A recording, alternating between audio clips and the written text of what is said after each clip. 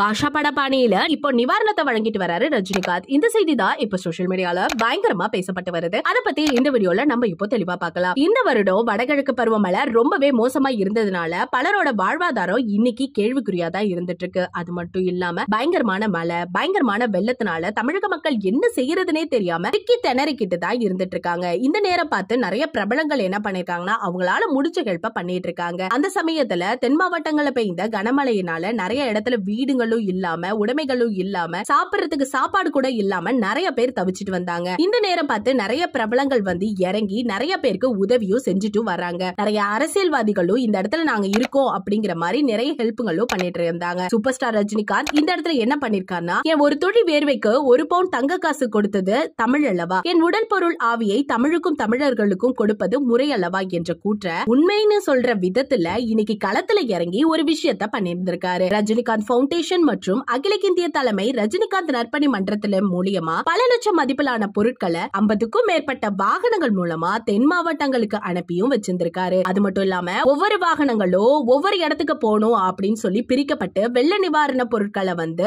முறையான முறையில கொடுக்கவும் அனுப்பியிருந்திருக்காரு. இது மட்டும் இல்லாம தென் மாவட்டங்களுக்கு மட்டும் இல்லாம தலைவர் 50 லட்சம் வந்து கொடுத்திருந்திருக்காரு. இந்த 50 லட்சம் கொடுத்தா என்ன, இல்ல 5 கோடி கொடுத்தாலும் என்ன, இவர் செய்யற நல்ல பழக்கத்தை யாருமே சொல்ல போறது கிடையாது. இப்படி இருக்க நல்ல உள்ளத்தை யாரும் ஏற்க போறது கிடையாது. தானும் நல்லது செய்ய மாட்டாங்க, செய்ய வரவங்களையும் விட மாட்டாங்க. தமிழகத்தை முன்னேற விடாம தடுக்கும் இந்த முட்டுக்கட்டைகளை என்ன செய்யறது அப்படின்னு சொல்லாம தமிழக மக்கள் வந்து தோள் கொடுத்து உதவிய இந்த தலைவருக்கு பாராட்டுகளை குவிச்சுக்கிட்டு வந்துட்டு இருக்காங்க. அது மட்டும் இல்லாம இந்த காலகட்டத்துல குரு என்ன சொல்றாரோ அதையே சிஷ்யர்களும் கேட்டு அவங்களோட சுய விளம்பரத்துக்காக நிவாரண பொருட்களுக்கு மேல ஸ்டிக்கரை ஒட்டி இந்த நேரத்துல கொடுத்துட்டு இருக்காங்க. இந்த சமயம் பார்த்து எதையுமே எதிர்பார்க்காம அதிக பொருட்களை, அளவில்லாத நிவாரண பொருட்களை பகுதிவாரா பிரிச்சு மக்கள் எல்லாருக்கும் கொண்டு போய் சேர்த்திருக்க ரஜினிகாந்த் அவர்களுக்கு இன்னைக்கு பாராட்டுகள் எக்கச்சக்கமா குமிஞ்சிட்டு வருது எக்ஸ் தளத்துல. இந்த செய்தியை பத்தி நீங்க என்ன நினைக்கிறீங்க அப்படிங்கறத பத்தி நம்ம கமெண்ட் செக்ஷன்ல ஷேர் பண்ணிக்கோங்க. இது போல பல செய்திகளை கேட்டு தெரிஞ்சுக்க நம்ம சேனலை மறக்காம சப்ஸ்கிரைப் பண்ணி வச்சுக்கோங்க.